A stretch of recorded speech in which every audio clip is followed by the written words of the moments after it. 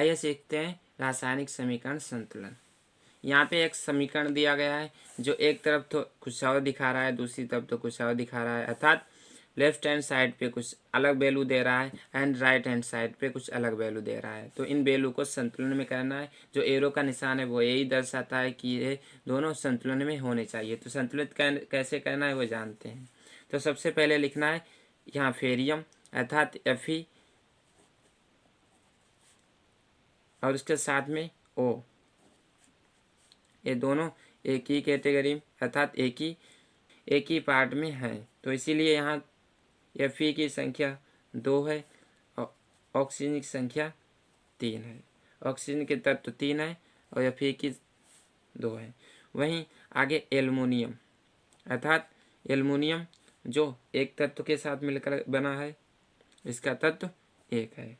यहाँ left hand side पे यहाँ इतना है, वहीं राइट हैंड साइड पे देखते हैं। राइट हैंड साइड पे Fe जो 1 है, एल्युमिनियम Al जो 2 है, वहीं ऑक्सीजन जो 3 है, अर्थात ऑक्सीजन एंड एल्युमिनियम एक ही पार्ट के। तो संतुलन के लिए यहाँ हमें पता चल जाता है फेरियम 2 है, अर्थात इसमें क्या करना पड़ेगा, हमें 2 से गुणा करना पड़ेगा। इस 2 से गुणा करने पर यहाँ भी फेरियम 2 हो जाएगा, यहाँ भी फेरियम 2 उपस्थित था। इसी प्रकार यहाँ ऑक्सीजन 3 है, यहाँ भी ऑक्सीजन 3 है, इसमें संतुलन पहले से ही मौजूद है। वहीं एल्युमिनियम में जो अंतर दिखाई पड़ता है उसे संतुलित करने के लिए एल्युमिनियम में भी हम 2 से गुणा करेंगे, अर्थात अब हमें दिखाई पड़ रहा है यहाँ पे संतुलन स्थापित हो गया है। तो इस प्रकार यहाँ फेरियम में 2 से गुणा किया गया है, राइट हैंड साइड पे है, अर्थात फेरियम में 2 से गुणा किया गया वो राइट हैंड साइड पे है। वहीं एल्युमिनियम जो अपना वैल्यू राइट हैंड साइड पे 2 दिखा रहा है एंड लेफ्ट हैंड साइड पे 1 दिखा रहा है, तो इसमें भी हम 2 से गुणा करेंगे। अर्थात यहाँ देखिए फेरियम जो दो तत्व दिखा रहा है, तो राइट हैंड साइड पे भी 2 तत्व हो गए, वहीं लेफ्ट हैंड साइड पे भी दो तत्व दिखाई पड़ रहे हैं। वहीं एल्युमिनियम जो अपने 2 तत्व लेकर चल रहा है, वहीं राइट हैंड साइड पे भी 2 तत्व लेकर चल रहा है। वहीं ऑक्सीजन जो पहले से ही 3 तत्वों के साथ मौजूद था। तो अर्थात ऑक्सीजन, एल्युमिनियम एंड फेरियम तीनों तत्व समान रूप से अब नजर आ रहे हैं। तो अर्थात संतुलन यही हुआ कि दोनों तरफ संतुलन कैसे स्थापित किया जाए जिससे ये संतुलन दोनों तरफ बराबर रहे, अर्थात 100% एक्यूरेसी यहाँ दे, वैसे ही 100% एक्यूरेसी यहाँ मिलनी चाहिए। Left hand side and right hand side दोनों इक्वल रहने चाहिए। तो यहाँ पे संतुलन ऐसे स्थापित किया जाता है। ये संतुलन की विधि इस प्रकार है और बहुत ही सरल है, तो इसे आप समझ लें अच्छी तरह से। अब देखते हैं संयोजन अभिक्रिया क्या होती है।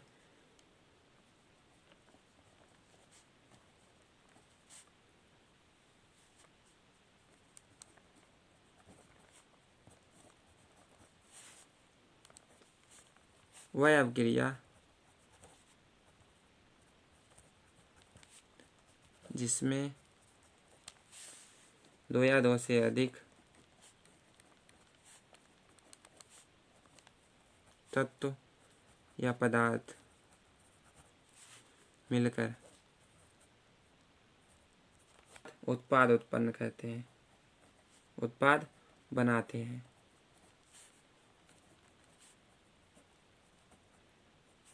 संयोजिकता कहलाती है।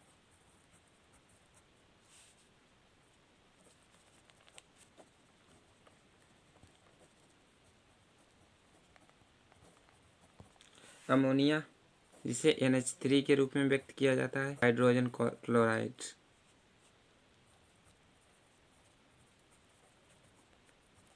हाइड्रोजन क्लोराइड इसे HCl के रूप में व्यक्त किया जाता है। दोनों अभिक्रिया के द्वारा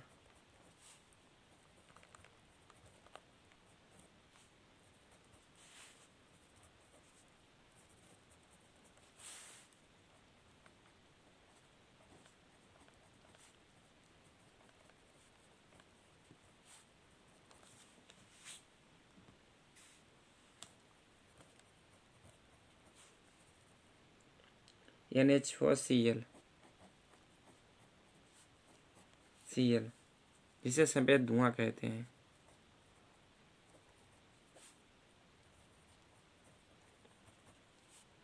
बनता है।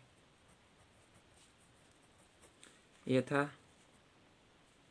NH3 plus HCl। जो उत्पाद तैयार होता है उसे NH4Cl। Ammonia plus hydrogen chloride.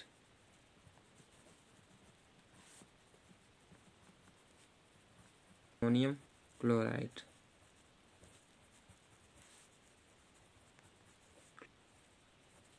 का निर्माण हुआ। कोयला जिसे कार्बन के रूप में प्रस्तुत किया जाता है। कार्बन जो सॉलिड अवस्था में है और ऑक्सीजन जो गैसीय अवस्था में है। ये दोनों मिलकर CO2 अर्थात कार्बन डाइऑक्साइड का निर्माण करते हैं।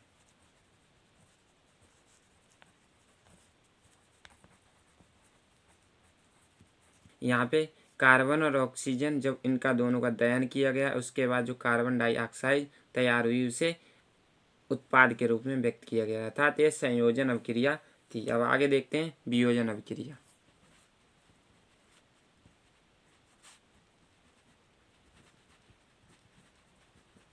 क्रिया में एकल अभिकारक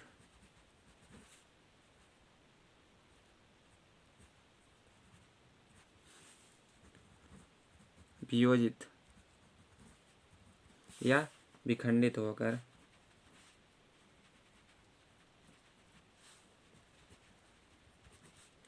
एक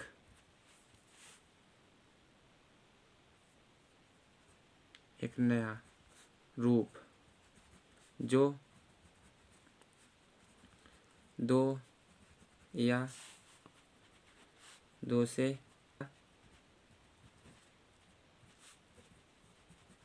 उत्पाद होते जिसमें एक एकल अभिकारक वियोजित या विखंडित होकर एक नया रूप बनाते हैं जिसे वियोजन अभिक्रिया कहते हैं। अर्थात उदाहरण के तौर पर दो molecules of hydrogen and oxide एकल अभिकारक हाइड्रोजन और ऑक्साइड जब टूट कर या वियोजित होकर या विखंडित होकर हाइड्रोजन और ऑक्सीजन अलग तत्व का निर्माण करता है तो इसे वियोजन अभिक्रिया कहते हैं। वहीं कैल्शियम कार्बोनेट वियोजित होकर कैल्शियम ऑक्साइड या वियोजित होकर कैल्शियम ऑक्साइड और CO2 अर्थात कार्बन में बदल जाता है, कार्बन डाइऑक्साइड में परिवर्तित हो जाता है। तो ये तो था वियोजन अभिक्रिया।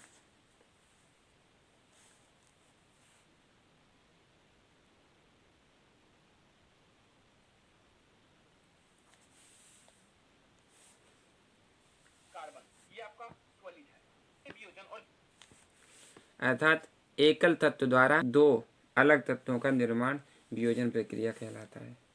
अब समझते हैं विस्थापन अभिक्रिया।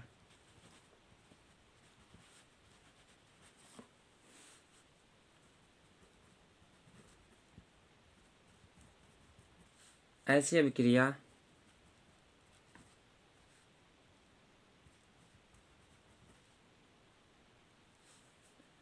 जिसमें अधिक क्रियाशील तत्व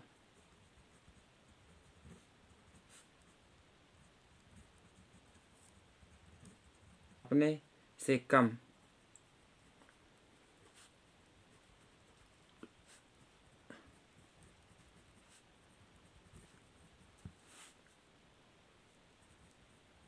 तत्व को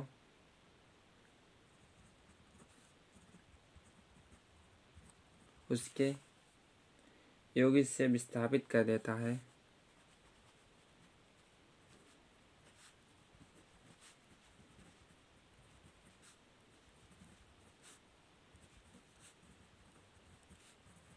अभिक्रिया कहलाती है।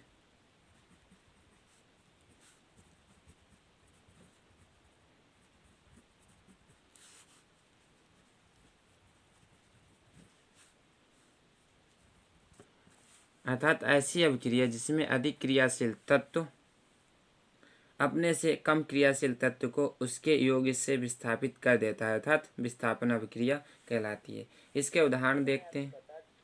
उदाहरण लेते हैं कि फेरियम प्लस कॉपर सल्फेट, जिससे विस्थापित होकर राइट हैंड साइड पर फेरियम सल्फेट एंड कॉपर, अर्थात एक कम क्रियाशील, यहाँ पे कम क्रियाशील अभिकारक कॉपर, जिसकी अर्थात यहाँ से कॉपर सल्फेट जो विस्थापित हो गया किसकी जगह पे, फेरियम की जगह पे, अर्थात कॉपर सल्फेट की जगह पे फेरियम जो विस्थापित हो गया, अर्थात कॉपर सल्फेट यहाँ पे कम क्रियाशील तत्व है और फेरियम जो अधिक क्रियाशील तत्व है वो कॉपर सल्फेट की जगह पे विस्थापित होकर अपने साथ में फेरियम सल्फेट का निर्माण कर दिया है, कॉपर से एक अलग विस्थापित कर दिया है। अब जिंक और कॉपर सल्फेट का विस्थापन,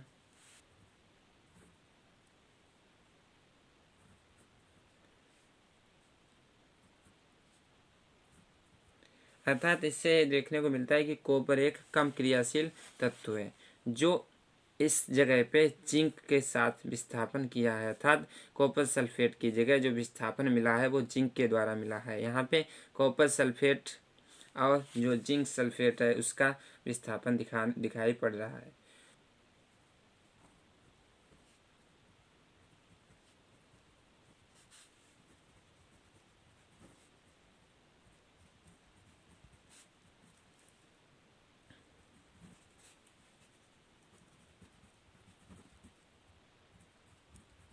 ऐसी अभिक्रिया जिसमें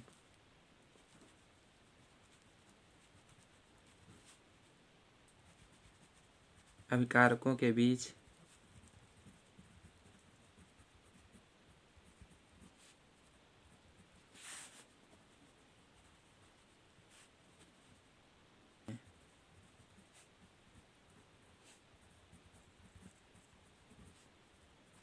नए यौगिक बनते हैं।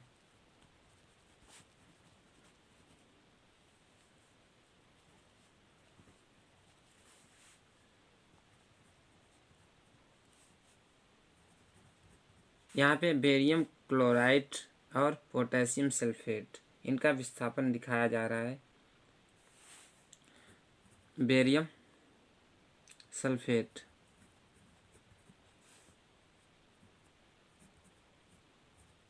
यहाँ पे दिखाया जा रहा है कि बेरियम क्लोराइड और पोटेशियम सल्फेट जो बेरियम सल्फेट के साथ विस्थापित होकर पोटेशियम क्लोराइड को अलग कर देता है। पोटेशियम क्लोराइड अलग विस्थापित हो गया और बेरियम सल्फेट अलग विस्थापित हो गया, अर्थात बेरियम जो सल्फेट के साथ पोटेशियम जो क्लोराइड के साथ विस्थापित हो गया है।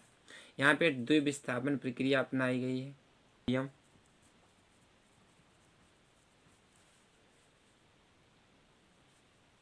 क्लोराइड पोटेशियम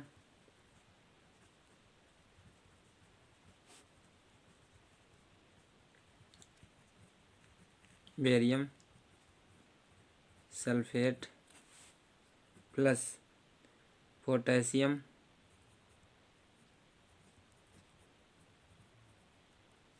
क्लोराइड, अर्थात बेरियम और सल्फेट मिलकर बेरियम सल्फेट बनाए, पोटेशियम क्लोराइड मिलकर पोटेशियम क्लोराइड के दो तत्व निर्मित किए जो आयनों के आदान प्रदान से बना है।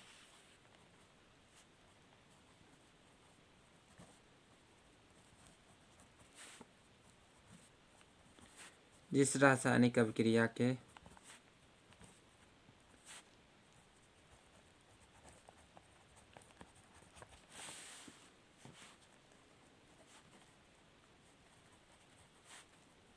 उत्पाद से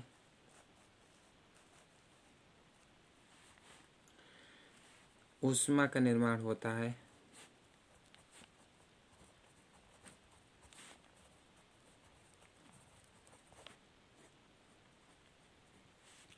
CH4 प्लस 2O2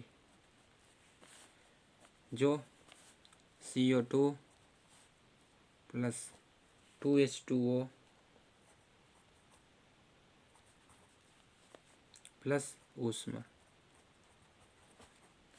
वहीं ऑक्सीजन, कार्बन डाइऑक्साइड,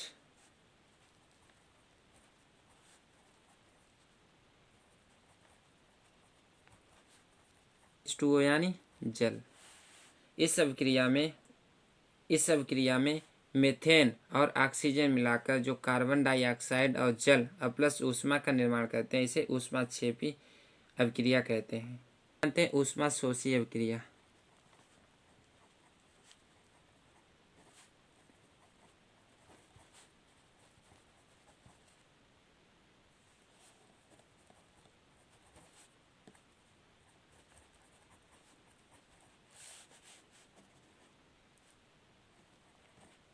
ऊर्जा अवशोषित कर ली जाती है, अवशोषित हो जाती है। उदाहरण के तौर पर जब नाइट्रोजन और ऑक्सीजन की अभिक्रिया कराई जाती है, उत्पाद मिलता है, उसे नाइट्रस ऑक्साइड, और इसमें से ऊष्मा निकल चुकी होती है, ऊष्मा रोधी हो जाती है।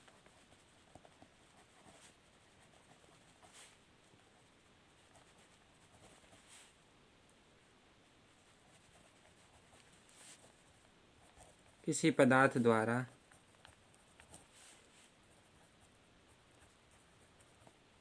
ऑक्सीजन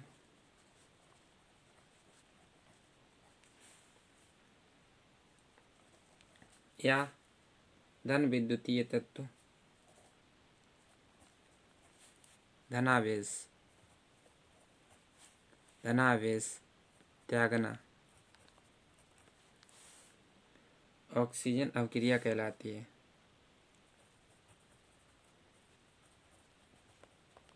अर्थात इससे पदार्थ से ऑक्सीजन, हाइड्रोजन या उसका चार्ज निकल जाता है। उदाहरण के तौर पर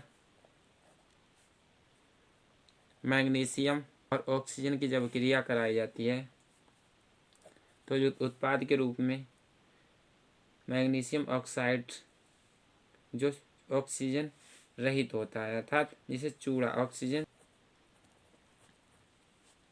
अर्थात मैग्नीशियम ऑक्साइड प्राप्त होता है।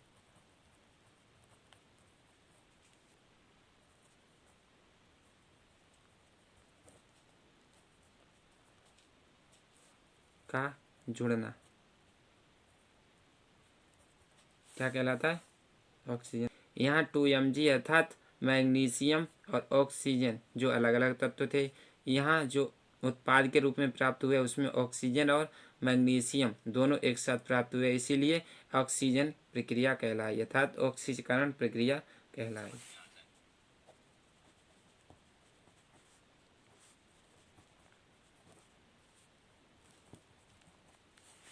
पदार्थ या धनावेश तत्व जोड़ता है तथा ऑक्सीजन ऋणावेश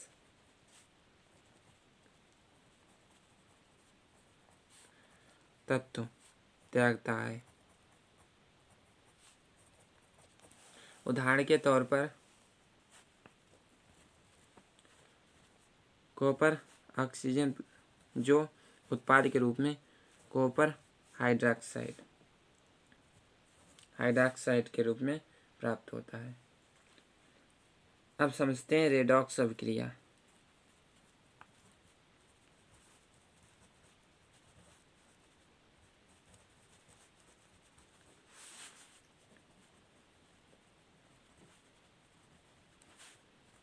तथा अपचयन दोनों अभिक्रियाएं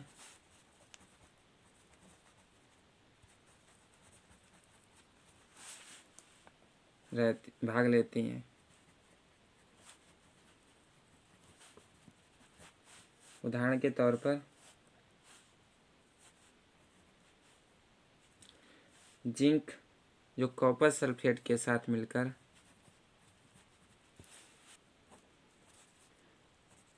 जिंक सल्फेट और कॉपर को अलग करता है।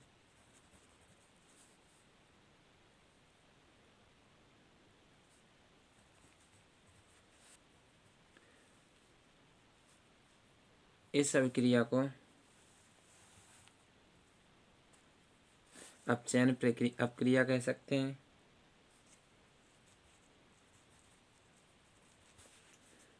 जिंक सल्फेट की जो अपक्रिया हुई उसे ऑक्सीकरण कहा जाता है।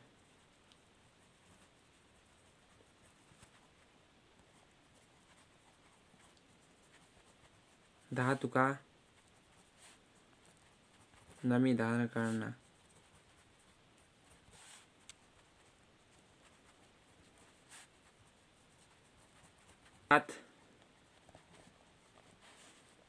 जब वस्तु नमी द्वारा वायु या अन्य रसायनों से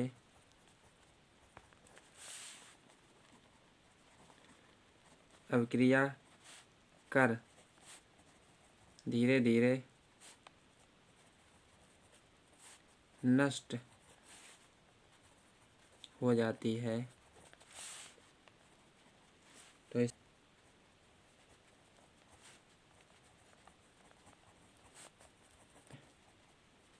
लोहे पर जंग लगना, चांदी के आभूषणों पर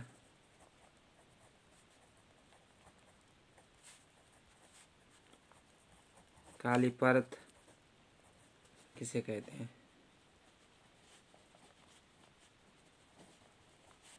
तेल व वसा युक्त पदार्थ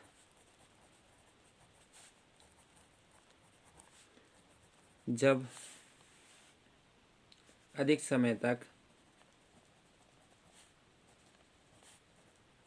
रखे रहते हैं तो वे अपना स्वाद व गंध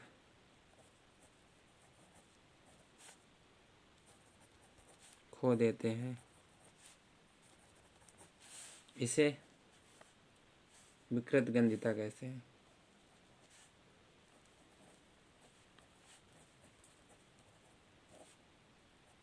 तो बस दोस्तों, आशा है आप सभी को यह चैप्टर बहुत ही अच्छी तरह से और कम्प्लीटली समझ में आया होगा।